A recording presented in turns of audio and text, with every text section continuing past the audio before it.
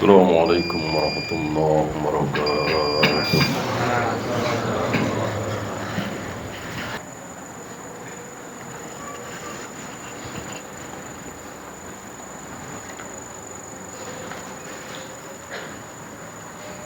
Innal hamdalillah nahmaduhu wa nasta'inuhu wa nastaghfiruh wa na'udzu billahi min shururi anfusina wa min sayyiati a'malina. Man yahdihillahu fala mudilla lahu wa man yudlil fala hadiya lahu. Asyhadu an la ilaha illallah wahdahu la syarika lahu wa asyhadu anna Muhammadan 'abduhu wa rasuluhu wa ba'd. Jamaah Jumat azakumullah, ada sebuah tamthil, sekelompok pasukan kuat, hebat datang ke perkampungan kumuh. Mereka yakin bahwa perkampungan kumuh ini sebentar lagi akan dilanda bencana. Banyak yang tidak mau. Orang-orang di perkampungan kumuh ini diseret, ditarik, diikat, dimasukkan ke truk misalnya. Yang tidak mau binasa. Yang mau dengan diikat, dengan bersusah payah. Mungkin ada yang dipukul. Kemana dibawa orang-orang kasihan ini, yang miskin yang berada di kampung kumuh ini? Dimasukkan ke hotel berbintang 5 dengan fasilitas yang super mewah. Tanyakan kepada seluruh penduduk di muka bumi ini, kepada para profesor, doktor yang pintar-pintar ini, sekelompok pasukan ini tercela apa terpuji, baik apa buruk, bikin onar apa bikin nikmat, kita semua sepakat. Antum tahu siapa pasukan yang galak ini? Mereka adalah pasukan kaum muslimin. Mereka adalah mujahid fi sabilillah yang mendatangi negeri-negeri kafir, yang ketika tidak didatangi oleh pasukan muslim, mereka akan kekal di neraka selama-lamanya.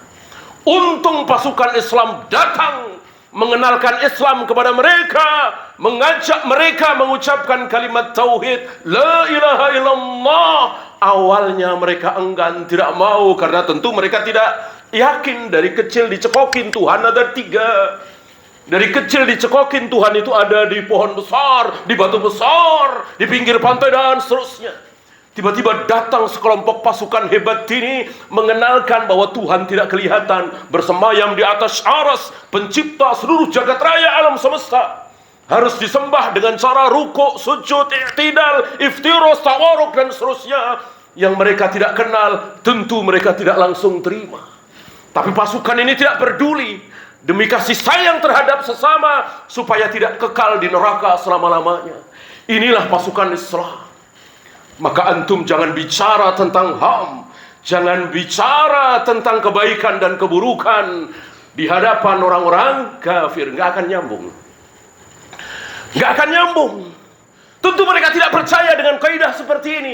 Kita yakin seyakin-yakinnya betapa para sahabat, para tabi'in, atba'ut tabi'in membawa misi suci, misi mulia karena menyelamatkan manusia dari kekekalan di neraka. Bahkan digambarkan oleh Nabi, mereka ditarik dengan tali, dengan tambang. Mereka tidak mau, mereka gigit-gigit tali itu. Padahal ditarik kemana? Ke surga. Ditariknya ke surga. Orang kafir ibarat anak kecil. Anak kecil, anak-anak kita tentu kalau dibiarkan mereka nggak mau sholat, nggak mau ngaji, nggak mau baca Al-Quran, nggak mau menghafal Al-Quran, maunya senang-senang main game dan seterusnya. Anak kecil, maklum. Orang-orang kafir nggak ubahnya seperti anak kecil. Mereka tidak tahu sholat itu apa, saum itu apa, Tauhid itu apa? Maka diajari, dan awalnya mereka enggan. Mereka ogah-ogahan, terpaksa mengucapkan la ilaha illallah, nggak masalah. Setelah mereka mau mengucapkan la ilaha illallah, kewajiban dan hak mereka persis seperti kaum muslimin. Mereka duduk di majelis ilmu, mereka duduk untuk mendengarkan khutbah Jumat, mereka duduk untuk mendengarkan qala Allah wa qala Rasul. Akhirnya sadar mereka, akhirnya taubat mereka, akhirnya mereka tahu kebenaran milik Allah dan Rasulnya, sebagaimana yang diucapkan oleh Abu Sufyan. Abu Sufyan yang masuk dalam kategori radhiyallahu anhum wa radu an wa adalum jannat, kelompok manusia yang dijamin ridha oleh Allah. Mereka ridha kepada Allah, dijamin surga, dijamin ampun. Bagaimana awal mula dia masuk Islam di tahun 10 atau 9 Hijrah itu? Terpaksa aku masuk Islam. Terpaksa aku masuk Islam. Dipaksa oleh Nabi, ditekan, gak ada pilihan. Dengan berbagai macam cara dari awal. Dirayu, dibujuk supaya masuk Islam. Diawali dengan pernikahan beliau dengan anak Abu Sufyan yang sudah janda dan tidak terlalu muda, dinikahi oleh Nabi SAW untuk melembutkan hati Abu Sufyan. Seorang Nabi, manusia termulia, mau menikahi anakku. Dan Abu Sufyan merasa tersanjung walaupun belum masuk Islam. Tapi anaknya yang sudah janda, barangkali jarang laki-laki yang mau. Ini Rasulullah, manusia termulia, tertampan, terhebat fisiknya, ilmunya, ketakwaannya, mau menikahi. Ini siasat syariah yang dicontohkan oleh Nabi SAW. Berbagai macam cara. Sampai pada akhirnya aku tidak bisa mengelak lagi. Terpaksa aku masuk Islam. Setelah Nabi mengatakan dalam Futuh Mekah, barang siapa yang masuk Masjidil Haram, aman. Barang siapa yang masuk ke dalam rumahnya, menutup pintunya, aman. Satu lagi, barang siapa yang masuk rumah Abu Sufyan, aman. Abu Sufyan mengira akan dipenggal lehernya oleh Nabi SAW, karena selama ini memusuhi Islam dan kaum muslimin luar biasa. Malah mendapat sanjungan yang luar biasa. Siapa yang masuk rumah Abu Sufyan, aman. Di sini Abu Sufyan dengan jujur mengatakan, terpaksa aku masuk Islam. Aqulu qawli hadza astaghfirullah li wa lakum.